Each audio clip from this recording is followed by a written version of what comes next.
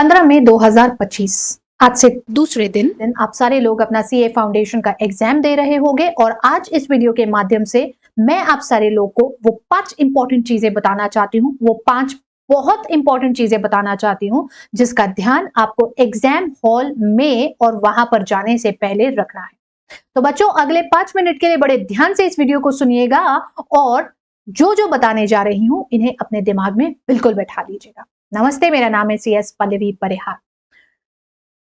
सबसे पहली और महत्वपूर्ण चीज बच्चों, आप लोगों को आपके रोल नंबर्स के साथ जो इंस्ट्रक्शन टू कैंडिडेट्स दिए जाते हैं, इस 2 पेज को बहुत अच्छे से और ध्यान पूर्वक पढ़िए। इसमें बहुत सारी इंपॉर्टेंट जानकारी होती है एग्जाम हॉल में क्या करना है क्या नहीं करना है, इन सब चीजों को लेकर के। So please make sure that you are at least reading once the whole of the instruction to candidates जो आपको दिए गए हैं।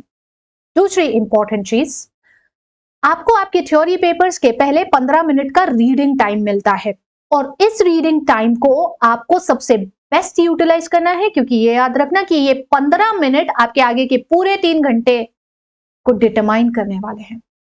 ये 3 मिनट आपके आगे के पूरे 3 घंटे में आपके परफॉर्मेंस को कंट्रोल करने वाले हैं। इसीलिए इन 15 मिनट में बहुत शांति से अपने पूरे पेपर को रीड करना और हर वो क्वेश्चन जो आपको सबसे अच्छे से आता है उसे पेंसिल से कहीं रफ सेक्शन में अपनी आंसर शीट पर नोट डाउन करके रख लेना, क्योंकि आपको अपना आंसर सॉल्व करते समय, अपना पेपर सॉल्व करते समय सबसे पहले वही क्वेश्चंस करने हैं जो आपको बहुत अच्छे से आते हैं।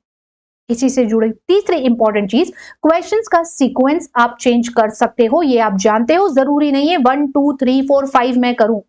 आपका पहला क्वेश्चन कंपलसरी है, बावजूद उसके जरूरी नहीं है कि आप इसे सबसे पहले अटेम्प्ट करेंगे। आप क्वेश्चन नंबर 2 से स्टार्ट कर सकते हैं, 3 से कर सकते हैं, 4 से कर सकते हैं, 6 से, 5 से, किसी से भी कर सकते हैं। जो आपको सबसे पहले आता है उसको करना, बिकॉज जब आप किसी क्वेश्चन को जो आपको सबसे अच्छे से आ रहा है अटेम्प्ट करते हो तो आपका कॉन्फिडेंस बहुत बढ़ जाता है और आगे कई क्वेश्चंस में कई बार जो कॉन्सेप्ट आपको थोड़ा ध्यान नहीं भी आ रहा होगा, आप उसका आंसर प्रॉपर लिख देते हो।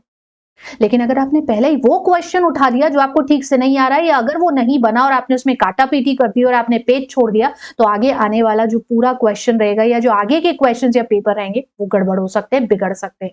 सो in these 15 minutes make sure that you are reading the paper very properly और जो क्वेश्चन सबसे अच्छे से आते हैं उनको पहले अटेम्प्ट करिए। हाँ बस बच्चों, सारे के सारे पार्ट साथ में रखना। भाई ऐसे मत कर देना कि आपने क्वेश्चन नंबर 2 का ए कर दिया, फिर क्वेश्चन नंबर 5 का बी कर दिया, फिर क्वेश्चन नंबर 3 का ए कर दिया।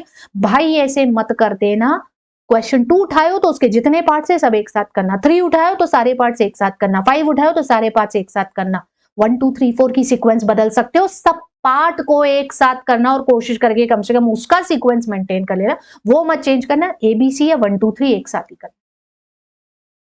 चौथी इंपॉर्टेंट चीज जो कि आपको यहां पर ध्यान रखनी है, अपने साथ सफिशिएंट स्टेशनरी लेकर के जाइएगा। हाँ, यूजुअली आप इस चीज पर ध्यान नहीं देते हैं, लेकिन ये आपको सबसे ज्यादा ध्यान देने वाली चीज होती है। ब्लैक बॉल पॉइंट पेन के अलावा और कोई इंक आपकी परीक्षा में अलाउड नहीं होती है, तो अपने साथ कम से कम 4 ब्लैक बॉल पॉइंट पेन ले करके जाइएगा। इसके अलावा और कोई इंक अपने कंपास बॉक्स में रखना भी मत, अपने पाउच में रखना भी मत, सिर्फ black ball point pen. Enough stationery अपने पास रखिएगा। पेंसिल स्केल के थ्रू आप अंडरलाइनिंग कर सकते हो तो वो आप अपने पास रखिएगा।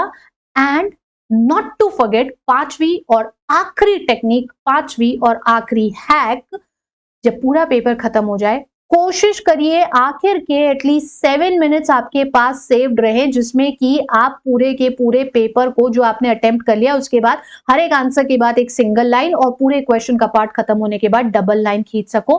प्रेजेंटेशन बच्चों सिर्फ बोर्ड्स तक सीमित नहीं था, सिर्फ 12वीं तक सीमित नहीं था। सीए की परीक्षा में भी प्रॉपर प्रेजेंटेशन बहुत अच्छा इंपैक्ट आपकी आंसर शीट पे डालता है।